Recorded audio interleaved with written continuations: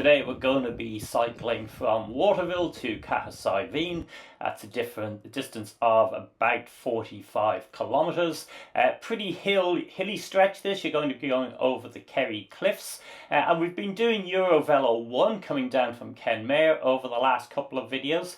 Now, the route about this, it's not identical to the Ring of Kerry for that section because, of course, we've taken this inland route, and that means we miss what I think is one of the most amazing places on the Ring, and that is Derrynane. So one option you could do is detour back to Derrynane from Waterville. It's about a 15-kilometre round trip, so it's not that big a deal.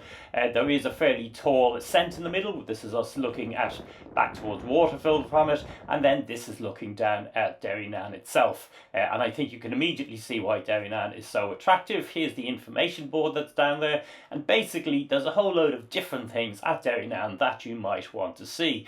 First and foremost, perhaps, is just the beaches themselves. There's a set of beaches on either side of the headland. They're beautiful.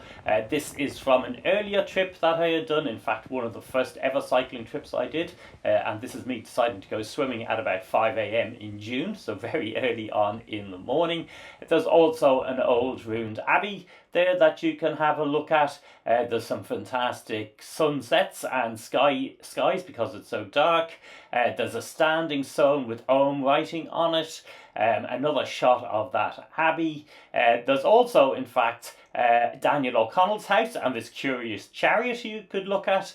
And then, above all, it has quite a good, if very basic and Spartan pub, where you can get a very good pint of Guinness and read about the history of the area. Anyway, back on our EV route at Waterville. Again, I would recommend that detour. So coming out of Waterville, initially we're going to hit a stretch of the N70. As usual with the national roads, it's relatively unpleasant and busy. Fortunately, it's only 2 kilometres, and basically that's to get over the River Inny. Then you're turning onto a regional road which is heading towards Ballinskelligs, and that is going to, in turn, we're going to be turning off onto a local road to even skip some of the regional road. The time of year I was doing that, which is June, that was quiet enough. I would imagine though in July or August this could be very busy because this is a big tourist area. So Ballinskelligs is a fishing village that's become a little tourist town, but it's got a very long history, as you'll see as we get down towards it.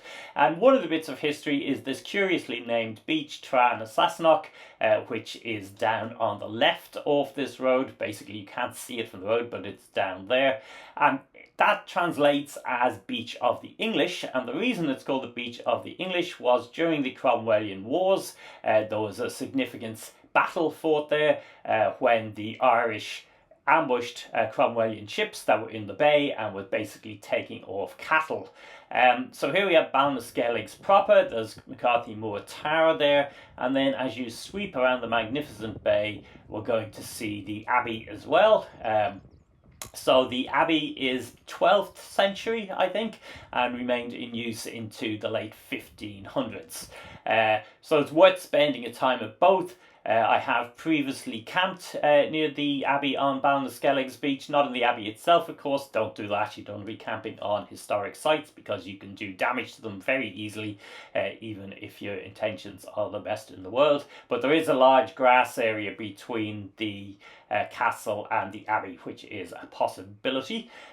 You don't have to walk along the grass area to get to the Abbey. You can also do what I'm doing here, which is basically nipping down on the road.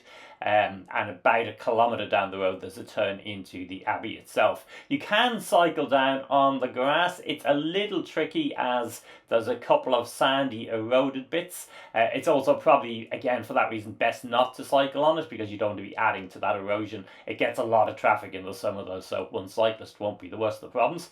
Here's the Abbey itself. You can get in, have a look around. It's in a pretty poor state, as you can see, and there's not that much information there, but interestingly enough, the Abbey is an Augustinian abbey that was set up in the aftermath of the Norman conquest of Ireland.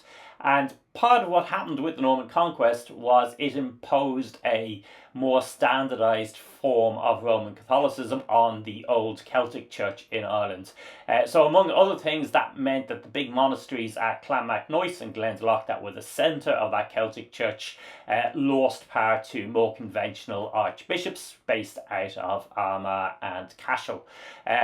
The Skellig monks leaving the island is normally presented as being because conditions got too harsh. It's also possible, though, that that was part of the new orthodoxy, because that hermit way of religious living wasn't really part of that order. There's a great view out to the Skelligs, by the way, once you're up at the top here. That image is from the information board that tells you about it. So I've mentioned the Skelligs a couple of times, so I should probably tell you what I'm on about. So the Skelligs are the two islands off the coast, and one of them, back around the 5th or 6th century, became this hermitage stroke monastery. We're basically 260 metres up in the air on this rugged rock out in the stormy Atlantic. A group of monks lived, and basically they existed in order to pray. And I've seen comparisons with them with the kind of Christian tradition in the Syrian church of the same period, where you'd get monks who would go and sit up the top of a pillar in the desert. So it's a similar idea of extreme isolation. And of course, you might also recognise it from one of the Star Wars films. In The Force Awakens, Luke Skywalker trains Rey on the Skelligs. It had been the place he'd kind of gone to become a hermit. You can get out to the Skelligs. There are, I think, either 12 boats a day or 16 boats a day are licensed to carry people out. I think each of those boats can carry either 10 or a dozen people, but you need to book that a long time in advance, and I'll talk about that more once we get to Portmagee. So here we are going up the steep bit of the route. This is the Kerry Cliffs. And it's extremely hard work on a bicycle. I've now done it a couple of times. On my e-bike, it's even quite tricky work because it doesn't have that much of an assist. Just at the start of the hardest bit of the route possibly, which is the Kerry Cliffs. From this side it's a zigzag up, quite steep, but I'm hoping not as bad as the Portmagee side, where it actually just goes straight up the hill at a fearsome incline. It was one of the first hard cycles I ever did on this bike, and it nearly killed me. I suspect I won't find it anything like so hard this time because I'm a lot fitter, but we shall see. Now, I should point out that this trip was the one I did immediately before I had my heart issues. See my 2 recent videos I posted on this. So I make a couple of references to having heart attacks on this ascent, but yeah, I would underline I was completely unaware that that was about to become an issue for me. 3/4 of the way up, and I decided it was a good moment to take a break, but I'm on the last section, which is just going up there behind me, straight up. Good view from the top though. You can hear from that it is quite hard work climbing it. It's okay traffic wise, there wasn't a huge amount of traffic on it, and everybody tends to be so cautious that although it's very narrow, this kind of room is made for you. I think you respect a cyclist that's coming up a hill like this anyway. So that's the toughest part, I think, of this route. Kerry Cliffs done. The problem isn't the height as such. I think it's only 270 to 80 metres, but the gradient is extreme on the way up and is worst right at the top. The last 150 metres or so, it might be 15% or something. It's very steep. But sure, I'm up here now and I don't think I'm going to have a heart attack. So I hope well that ends well. Having made it to the top of the Kerry Cliffs without having a heart attack, I'm now going to run the video as we go down the other side, which is also fun because it's quite a narrow road and quite fast. It's very steep going down to Portmagee. So this is the view up that hill, and this is from the previous time that I had cycled it. I'd come from the Portmagee side and not even been aware that it existed at all, so that was kind of entertaining. And then here is me coming down on this occasion. This side is not as steep, but it's longer. Obviously, that's the trade-off between the two. It's also, of course, much straighter, so you can see it all. The other side has got, I think, 4 hairpin bends on the way up. There's a little Marian shrine about halfway up the hill. I presume that's probably been there for a long time.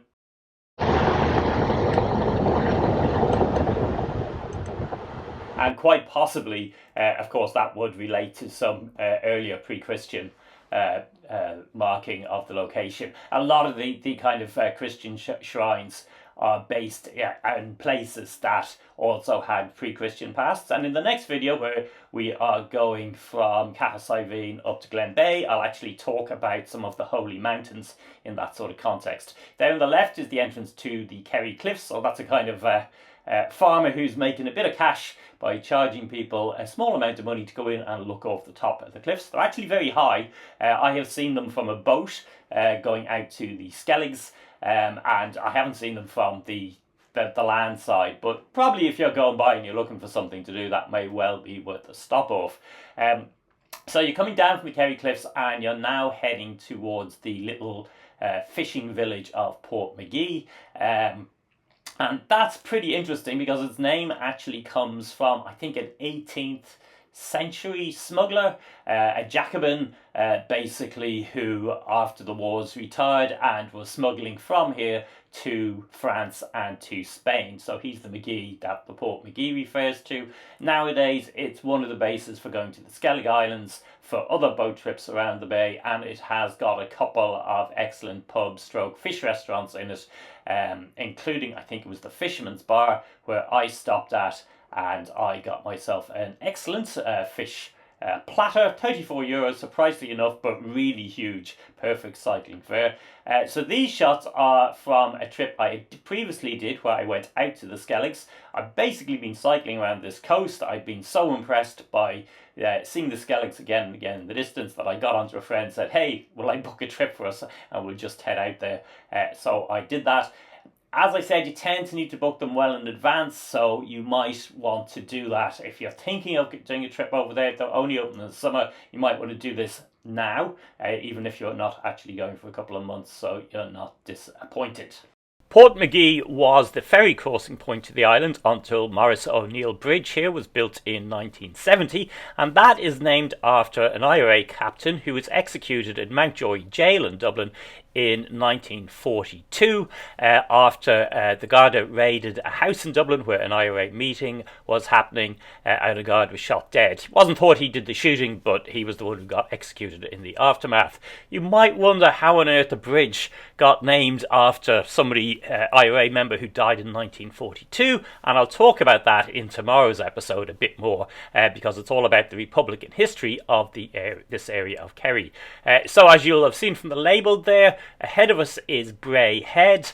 That's a loop walk you can do. There's a little car park at the bottom of it, and if you can't make it out to the Skelligs on a boat, Bray Head's the next best thing because it's got some absolutely magnificent views out over the bay as far as the Skelligs in the distance. Here's the car park actually just as on the approach to it and a look out. I saw some fantastic cloud formations, as you can see here on the Skelligs from these. They've obviously created their own little micro weather systems with the clouds forming above them. You also have a great view from Bray Head back towards Cahersiveen and towards Portmagee. So that again is the Maurice O'Neill Bridge again. And here is a panorama, a vista, a sweeping video shot that shows you the view from Bray Head in general. And that little tower there is a telegraph tower. I think that may have been used during the Napoleonic Wars when Britain built a series of watchtowers all around the country. The other thing, of course, Valencia is known for, and in fact also Waterville, is that the first transatlantic cables that were ever laid came ashore in these parts of Ireland. They tried several landing points around here, including Ballinskelligs, Valencia Island, which I think was the first one that really worked, and Waterville. So that provided a lot of employment, but was also an essential facility at that point in time, and has a role, in fact, in terms of the story of the 1916 rebellion that I may also have some time for in the video after the one I'm going to shoot tomorrow. As I said, a fair bit of Irish Republican history coming up because this particular area of South Kerry is steeped in it. Valencia Island is also well known because it has a subtropical microclimate, so there's a very impressive gardens on it with lots of plants that probably wouldn't grow elsewhere in Ireland. Essentially, they don't get frosts down here, so you can have things will grow and survive that wouldn't grow elsewhere. It also has some dinosaur footprints on the coast off to the left on this road, and there is a campground, as we shall see in Knightstown, which we will be heading towards in a moment. Knightstown is where the other ferry goes, and this is still a ferry crossing. They haven't replaced it with the bridge. It's a curious name, but basically that is after one of the 3 hereditary knights of the Geraldines. So that's an Anglo-Norman family going back to the Norman invasion of Ireland again. And the Geraldines were famous for becoming more Irish than the Irish themselves, a phrase every Irish school kid hears in history class repeatedly. And they had a black knight, a white knight, and a green knight.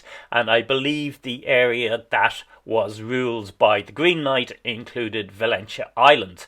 Now, that system existed, and actually kind of exists. I think there is one of those knights still exists, the Knight of Glyn or something, into the modern era. It's just they, of course, have no power anymore and also no property, because we sorted all that out in the period of the land wars and then after independence. So basically, Ireland doesn't have big landed aristocrats. There are still some old families with titles, but they don't own half the country, as you would find in Scotland or England.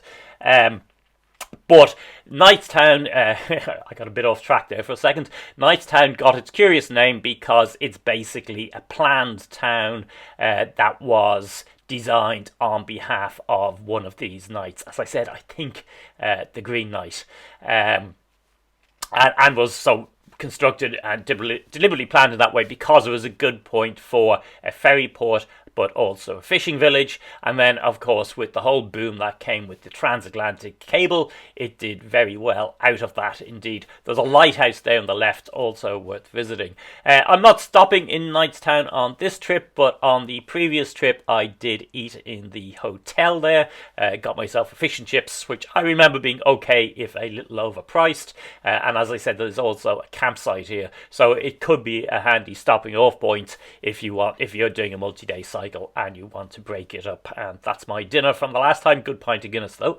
But what we're doing now is we're heading directly onto the ferry. So this is one of these turn up and go ferries.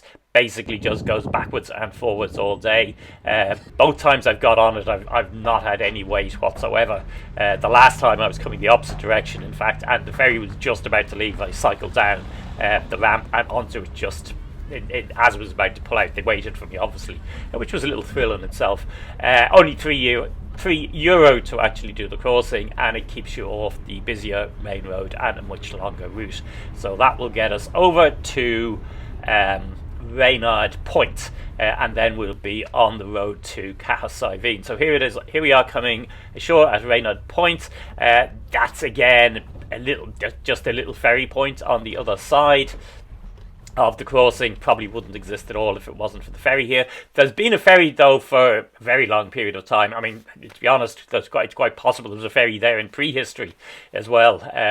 As long as there was a population on the island, it's an obvious crossing point. This road is now going to bring us into Cahersiveen, and this is where I will be bringing this video to an end. And Cahersiveen is also the end of a long, fertile valley. I'll be telling you a bit more about that in the next video, so if you haven't already, give a subscribe to the channel so you'll be able to catch up on those. As I've said previously, follow me on Instagram to get photographs from the actual day as I'm touring. e-biking. I post sort of live there, and recently I've set up a TikTok where I post little short stories from the road, again more or less as I'm doing it. In both cases I call that e-bike touring life. So I'm going to stop here. I stopped here actually for wine on the day itself and kept heading north and up to Glen Bay, but that's what the next video is going to be. As I said, doing shorter sections, and that is the railway bridge in Cahersiveen, but there hasn't been a railway since 1960, and I'll tell you about that tomorrow as well.